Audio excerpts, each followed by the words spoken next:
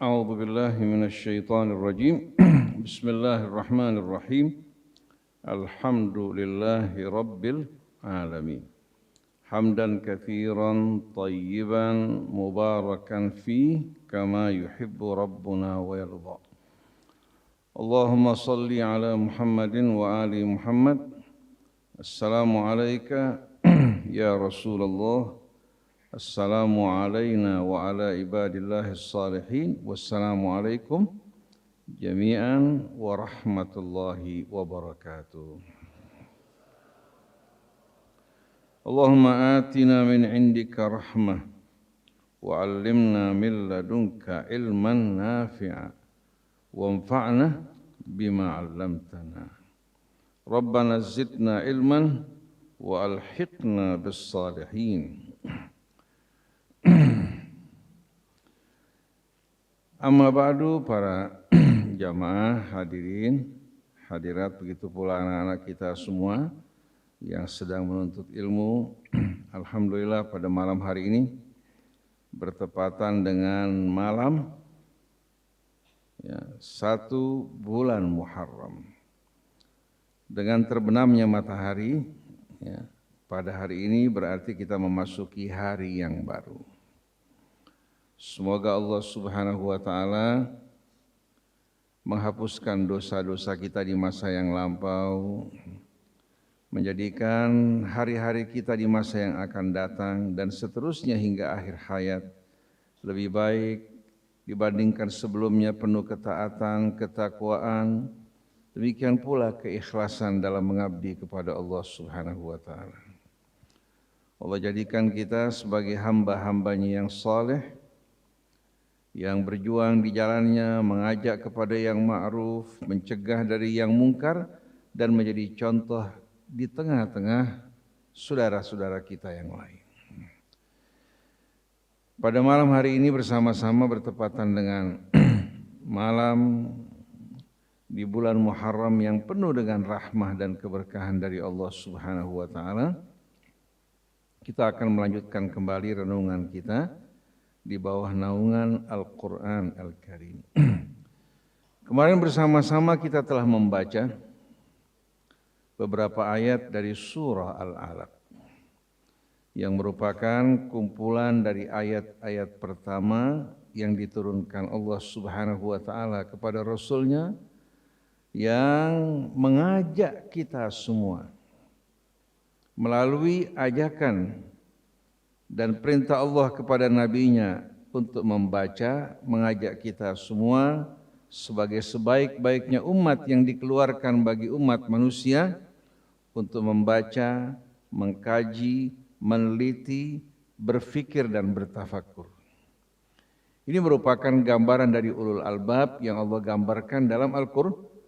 Inna fi khalqis samawati wal ardi wa ikhtilafil laili wan nahar la ayatin li ulil albab alladzina yadhkuruna Allaha qiyaman wa qu'udan wa ala junubihim wa yatafakkaruna fi khalqis samawati wal ard Rabbana ma khalaqta hadza batila subhanaka faqina adzabannar. Pada ayat-ayat di sini Allah Subhanahu wa Ta'ala memberikan gambaran kepada kita mengenai para ulul albab. Dimulai dengan firman Allah, sesungguhnya pada ciptaan langit dan bumi, perubahan siang dan malam yang silih berganti, penuh dengan tanda-tanda bagi para ulul albab. Kita tahu ulul albab dalam bahasa Arab, albab diambil dari kata lub. Lubbus syai'i adalah jantungnya dan intinya. Kalau kita memiliki sebutir kelapa, kita buka pertama sabutnya kan? Ketemu dengan apa? Dengan batoknya. Kita pecahkan, ketemu dengan apa? Dengan dagingnya. Kalau hanya sebatas kita mengupas sabutnya, hanya kita ketemukan batok. Betul enggak? Tapi kalau kita buka lagi, kita akan temukan intinya. Nah, Allah Subhanahu wa Ta'ala mengajak kita semua untuk menjadi hamba-hamba yang cerdik, yang bijak, tidak hanya melihat sesuatu sebatas permukaan, tapi menyelam lebih dalam untuk meresapi kebesaran dan keagungan Allah Subhanahu wa taala. Jadi pada ciptaan langit, bumi, perubahan siang dan malam penuh dengan tanda-tanda bagi para ulul albab. Lalu Allah terangkan sifat-sifat mereka, alladzina yadhkurunallaha qiyaman wa qu'uda wa ala junubihim, yang hati mereka selalu mengingat Allah Subhanahu wa taala, baik pada saat mereka berdiri, duduk, atau pada saat mereka berbaring. Mengapa hadirin sekalian mereka selalu mengingat Allah? Bagaimana tidak? Sedangkan diri mereka, seluruh nikmat yang mereka miliki, kemuliaan yang Allah berikan, yang ada pada mereka semua merupakan anugerah karunia dari Allah Subhanahu wa taala. Maka yang selalu mereka ingat di hati mereka, Allah yang memberikan mereka segala-galanya, yang memuliakan mereka, mengangkat mereka sebagai khalifah di atas muka bumi. Bukan hanya hati mereka selalu mengingat Allah, tapi mereka juga banyak-banyak bertafakur, merenung. Apa yang mereka renungkan? Tentang penciptaan langit dan bumi. Ini merupakan sebuah ungkapan yang amat dalam dan luas, mencakup rahasia Allah Subhanahu wa taala yang terdapat di langit maupun di bumi.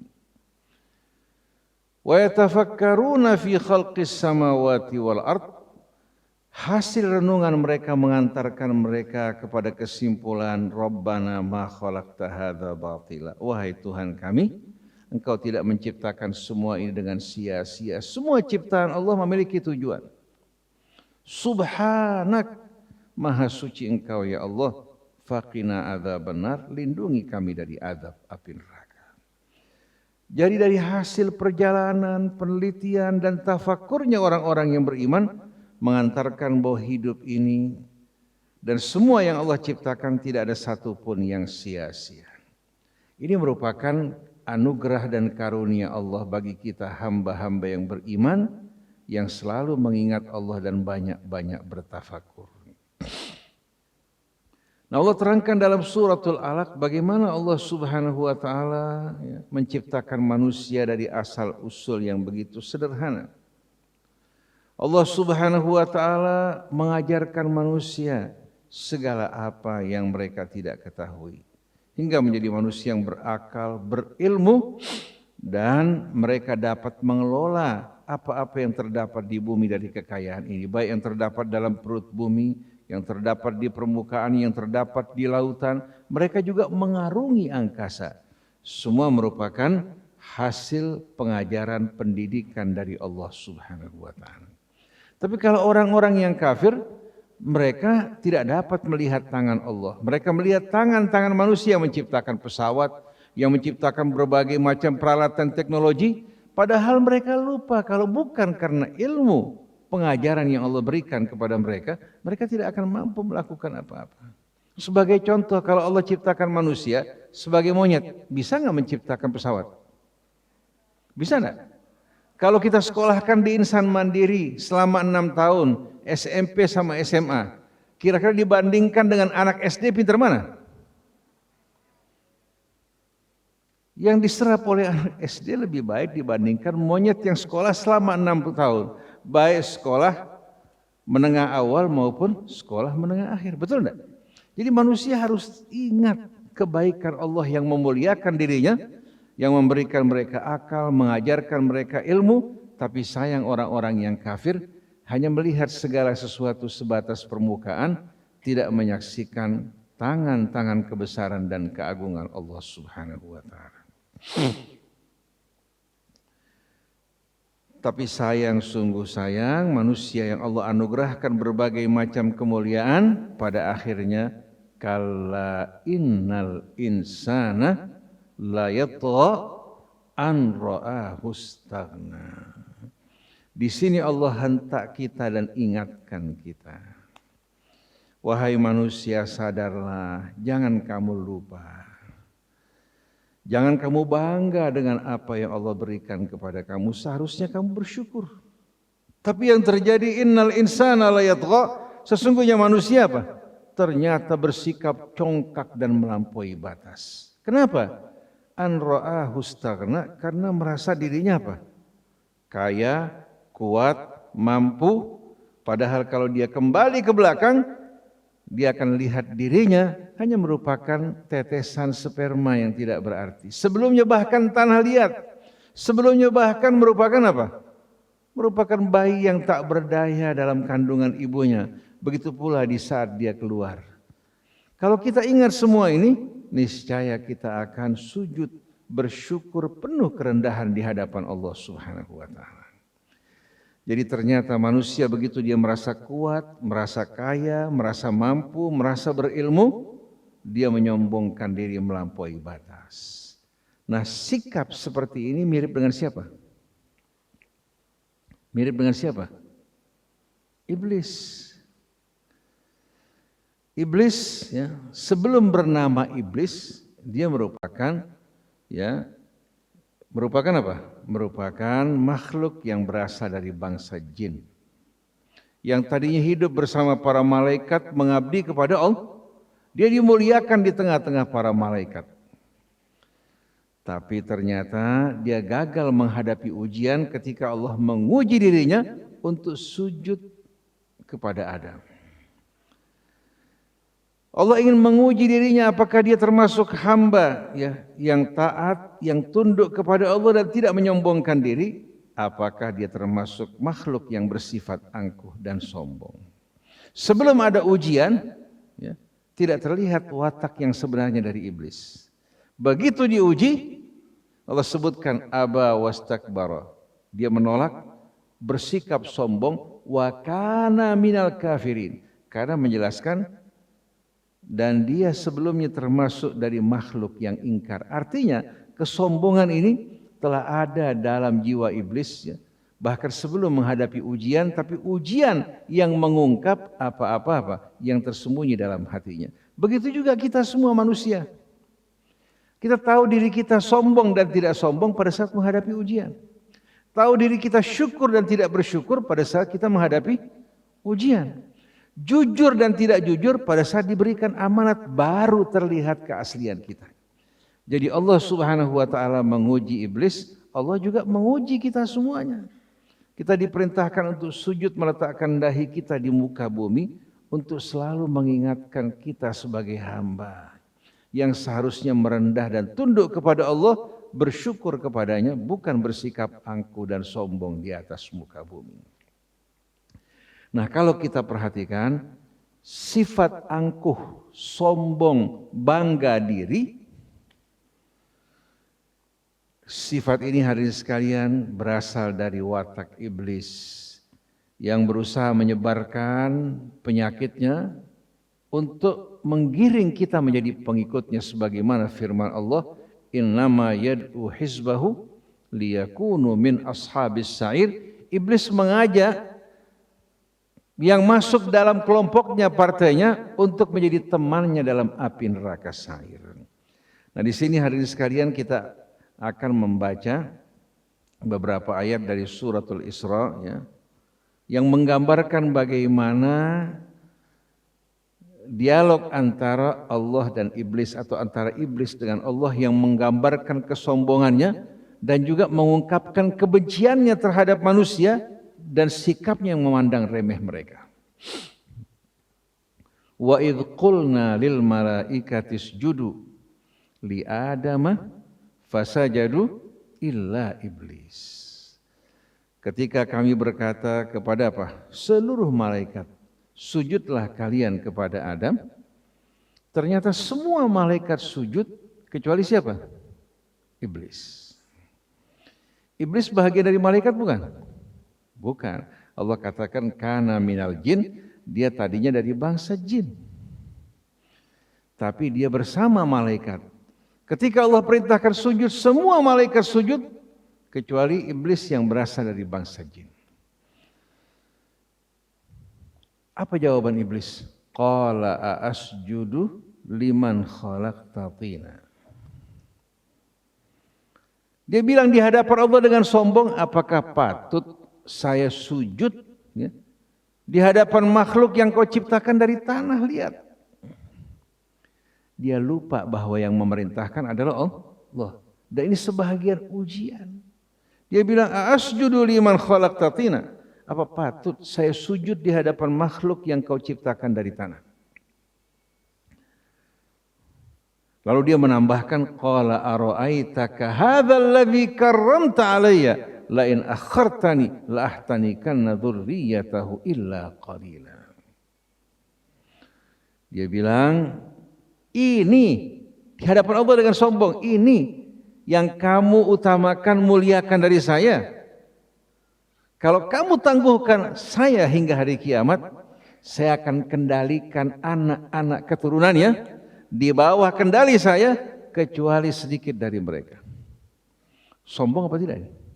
Ini dia bicara bukan di hadapan sejawat, di hadapan Allah yang menciptakan dirinya. Dia lupa bahwa kemuliaan ini bukan didapatkan dengan usahanya, Allah yang memberikan kepadanya. Kita juga begitu. Semua yang kita miliki pemberian dari Allah, bukan dari usaha kita. Jadi dia bilang, qala ara'aitaka hadzal ladzi karramta alayya la in akhartani la ahtanikanna dzurriyyatahu illa qalila. Ini yang kamu utamakan atas saya. Kalau kamu tangguhkan saya hingga hari kiamat, saya akan kendalikan dirinya di bawah kendali saya, kecuali sedikit dari mereka. Kira-kira sumpah iblis berhasil enggak? Allah bilang, walaqad saddaqa iblisu alaihim dhannahu illa qalilan. Walaqad saddaqa alaihim iblisu dhannahu illa fariqam minal mu'minin. Ternyata apa yang diucapkan iblis dari sumpahnya, ternyata terbukti sebahagian dari mereka menjadi pengikut iblis, hanya sedikit dari mereka yang selamat. Nah, kita di sini sengaja membacakan ayat ini mengingatkan kita bahwa kita memiliki musuh yang selalu membenci kita, memusuhi kita, ingin mengajak kita dengan mulut manis yang indah untuk menjadi pengikutnya agar menjadi teman iblis dalam azab api neraka. Jadi seolah iblis berkata apa? Karena saya tidak menikmati surga, saya masuk neraka gara-gara kamu dan kakek kamu, maka kalian juga jangan harap masuk ke dalam surga. Kalian jadi teman saya dalam api neraka. Apa jawaban Allah? Qala dhhab faman tabi'aka minhum fa inna jahannama jazaukum jazaan maufura. Allah sambut tantangan iblis. Allah bilang, silahkan kamu pergi lakukan apa yang kamu ingin lakukan. Maka siapa saja yang siap menjadi pengikut kamu, maka balasan kalian yang setimpal adalah azab api neraka jahanam. Wastafziz man istata'ta minhum bisautika. Wastafziz man istata'ta minhum bisautika. Wa ajlib alaihim bi khailika wa rajilika wa syarikhum fil amwali wal aulad wa'idhum wa ma ya'iduhumus syaitanu illa ghurura. Inna ibadi laisa laka alaihim sultan wa kafa bi rabbika wakila. Allah bilang, silahkan kamu pergi lakukan apa yang kamu ingin lakukan. Allah menyambut tantangan iblis. Maka siapa saja yang menjadi pengikut kamu, ya, aku telah tetapkan, ya, balasan kalian yang setimpal adalah azab api neraka jahanam. Setelah itu wastafziz man istata'ta minhum. Silahkan kamu bujuk, kamu pengaruhi dengan suara kamu yang indah. Kamu bujuk, kamu rayu mereka, bisautik dengan suara kamu. Suara-suara yang indah, janji-janji yang menarik, yang menawan, ya, yang membuat nafsu kita bergelora, angan-angan kita juga berangan-angan dengan muluk, ya. Penuh gairah. Kita hari ini sekalian percaya terhadap janji syaitan dan bujuk rayunya. Wastafziz man istata'ta minhum. Silahkan kamu rayu, bujuk siapa yang kamu kehendaki dari mereka dengan suara kamu. Kemudian wa ajlib alaihim bi khailika wa rajilika. Kamu kerahkan pasukan berkudamu dengan pasukan berjalan kakimu. Jadi digambarkan seolah-olah mirip dengan suasana peperangan di mana ada pasukan berlapis bajanya, pasukan berkudanya, begitu pula pasukan berkaki yang sedang berjalan. Maksudnya apa? Silahkan kerahkan seluruh kekuatan kamu, trik kamu, tipu daya kamu. Wasyarikhum fil amwali wal aulad. Silahkan kamu juga ikut serta pada apa? Pada harta mereka. Wal aulad, pada anak-anak mereka. Diberikan kebebasan, iblis bisa ikut serta dalam harta mereka. Ada usaha yang halal, ada usaha yang haram. Iblis bilang, sampai kapan kamu bakal kaya kalau terus-terusan begini? Ambil dulu yang haram, setelah itu tobat belakangan. Banyak nggak orang tertipu?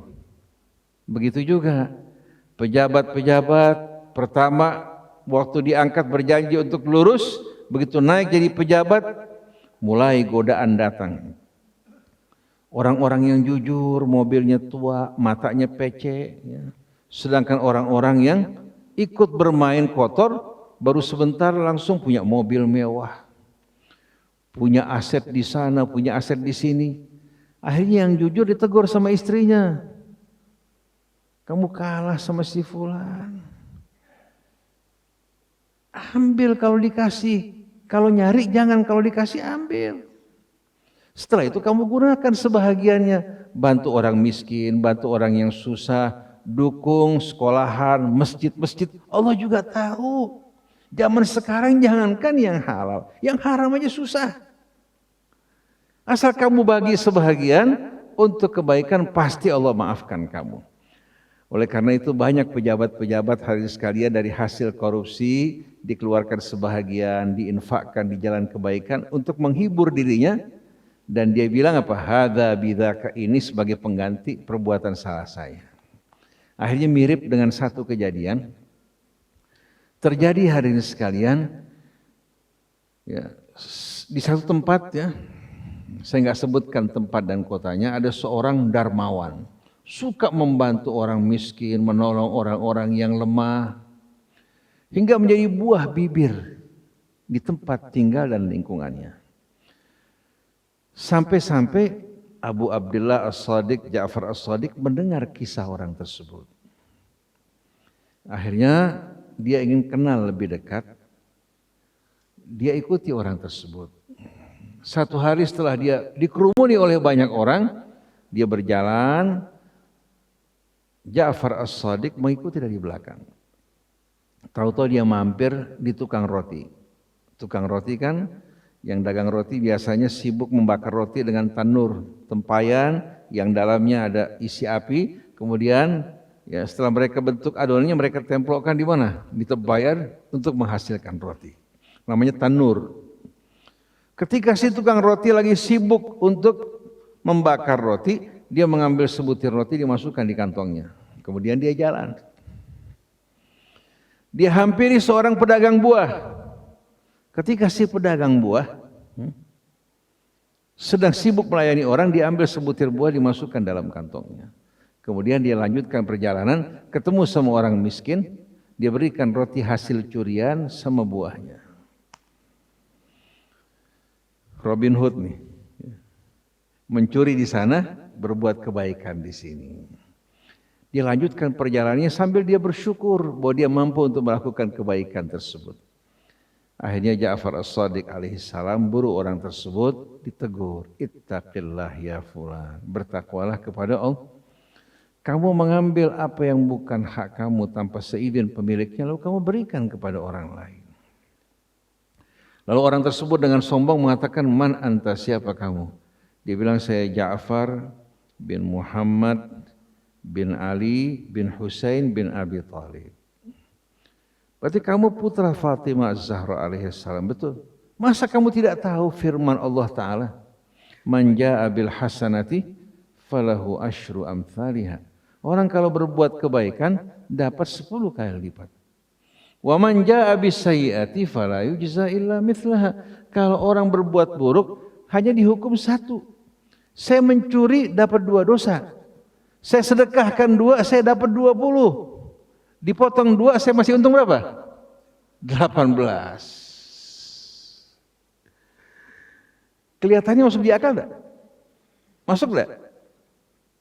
Imam Ja'far mengatakan, dia bilang kamu telah melakukan 2 dosa. Pertama, innama yataqabbalullahu minal muttaqin. Allah hanya menerima sedekah dari orang yang bertakwa. Kamu mencuri, ya, sudah perbuatan dosa. Kamu berikan ini kepada orang, ya, tanpa seizin pemiliknya merupakan dosa. Setelah itu kamu tempatkan ayat Allah bukan pada tempatnya.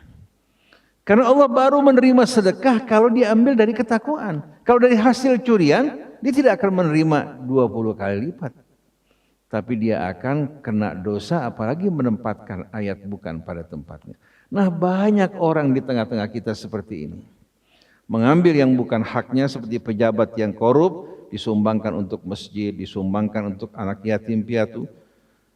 Yang dikeluarkan tidak akan dapat pahala, tapi dia menerima dosa karena melakukan perbuatan zalim. Jadi Allah Subhanahu wa taala katakan, silahkan kamu pengaruhi mereka dengan mulut manismu, kerahkan semua kekuatan kamu, pasukan kamu, baik pasukan berkuda, pasukan berjalan kaki. Wa'idhum, silahkan kau berikan janji-janji yang muluk bagi mereka. Wa ma ya'iduhumus syaitanu illa ghurura. Semua janji-janji syaitan adalah palsu dan penuh kebohongan. Lalu Allah Subhanahu wa taala keluarkan pengumumannya. Inna ibadi, sesungguhnya hamba-hambaku yang mengabdi padaku, laisa laka alaihim sultan. Kamu tidak akan berkuasa menghadapi mereka. Wa kafa bi rabbika wakila, dan cukup Tuhanmu yang akan mewakili dirinya menghadapi kamu. Jadi orang yang selamat, yang terlindung dari syaitan adalah orang-orang yang mengabdi kepada Allah, yang hatinya selalu ingat Allah, berserah diri kepada Allah. Mengerjakan sholat, melaksanakan perintah-perintahnya, menjauh dari apa yang dilarang. Pada saat dia berlindung pada Allah, Allah selamatkan dirinya. Adapun yang sombong, yang bangga diri, ya, orang-orang seperti ini akan dikumpulkan bersama syaitan yang menjadi dalang dari segala kejahatan. Nah, sebelum saya tutup, ya, kita buka pertanyaan sedikit. Saya ingin bertanya pada para jamaah, siapa yang menciptakan iblis? Benar enggak Allah menciptakan iblis? Jawabannya salah. Allah menciptakan jin, menciptakan kita manusia. Sedangkan iblis itu kata sifat. Kata sih, sebelum dia bernama iblis, tadinya jin yang taat pada Allah. Begitu dia ingkar dan sombong, dia mendapatkan gelar iblis. Jadi iblis itu bukan kata benda, tapi kata sifat. Begitu juga syaitan. Syaitan kata sifat. Syaitan bisa berlaku untuk jin, bisa berlaku untuk manusia. Manusia yang perbuatan seperti syaitan kita katakan syaitan. Maka Allah sebutkan minal jinnati wan nas. Begitu juga orang yang sombong, yang suka merusak, bisa dikatakan iblis. Jadi iblis dan syaitan merupakan kata sifat yang diberikan untuk yang ingkar, yang sombong, yang melanggar. Jadi bukan berarti Allah ciptakan makhluk dari pertama sebagai iblis, tidak. Allah ciptakan jin. Di antara jin ada yang taat, ada apa? Ada yang ingkar. Jin mengatakan wa anna minnal muslimun wa minnal qasitun. Di antara kita ada yang muslimun, yang berserah diri pada Allah, ada juga yang zalim dan menentang. Jadi jangan orang mengatakan kenapa Allah menciptakan iblis. Allah enggak menciptakan iblis. Allah ciptakan jin, ciptakan manusia, ciptakan malaikat. Nah, di antara jin dan manusia yang ingkar, yang durhaka, mereka mendapatkan nama syaitan. Mendapatkan juga nama iblis. Berarti iblis itu hasil perbuatan dia. Syaitan juga merupakan hasil pilihan dan perbuatannya. Sebagaimana orang yang soleh, yang taat juga merupakan apa? Merupakan usaha dan pilihan manusia. Jadi jangan orang mengatakan bahwa Allah menciptakan iblis sengaja ditugaskan merusak manusia, enggak benar. Allah tidak pernah memerintahkan untuk berbuat keji dan berbuat yang tidak-tidak. Allah perintahkan jin dan manusia untuk taat, di antara mereka ada yang taat, ada yang ingkar. Yang taat ditempatkan di tempat yang mulia, yang ingkar dihukum sesuai dengan perbuatannya. Jelas tak? Ada yang mau bertanya?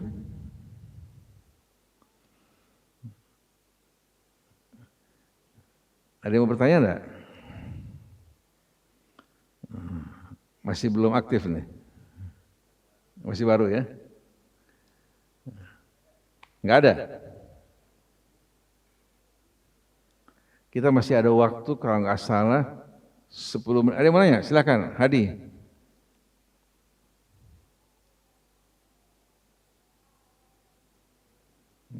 Baik. Kita nggak bilang doa awal tahunnya, tapi kita bicara mengenai doanya.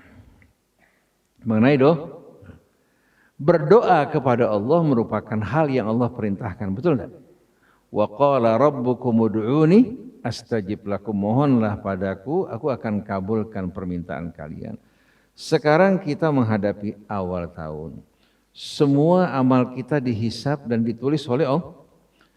Setiap hari bagaikan lembaran. Bagaikan lembah, dari mulai kita melek mata di pagi hari sampai kita tidur, itu merupakan lembaran yang berisikan catatan amal kita. Nah, amal-amal kita yang kita lakukan selama setahun ini ada yang baik, ada yang buruk.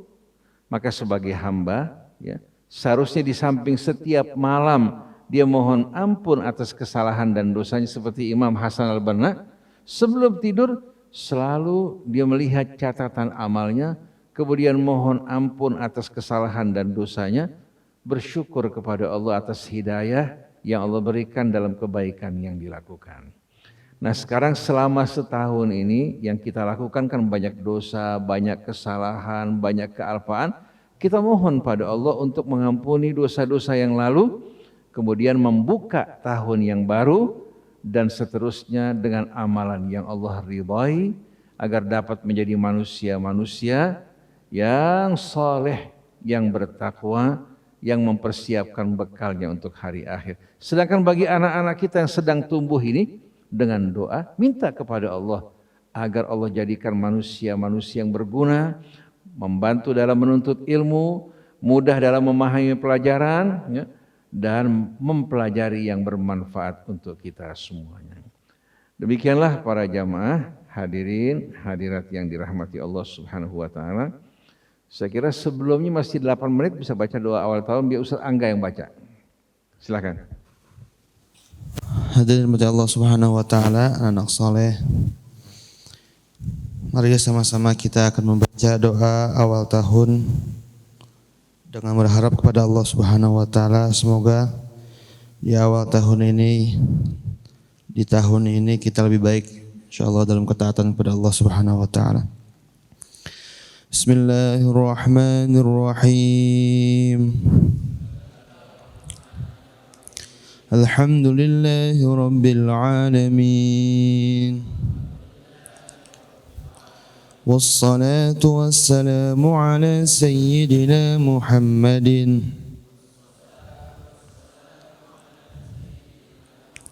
ashrafil mursalin wa ala alihi wa sahbihi ajma'in.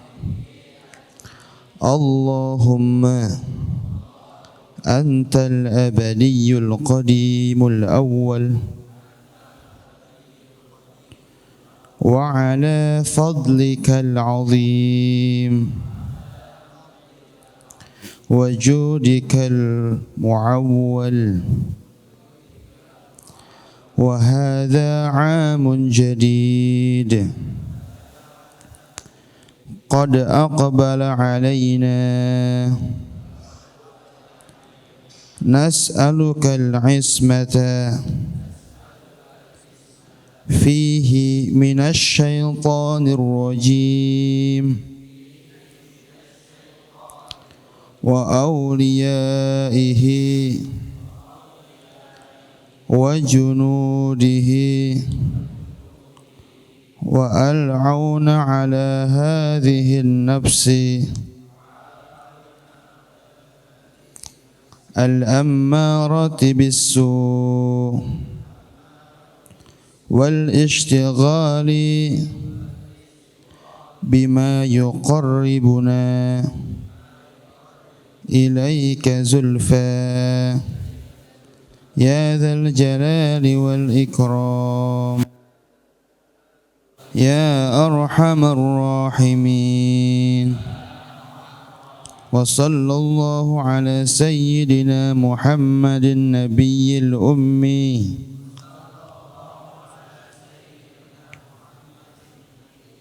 وعلى آله وصحبه أجمعين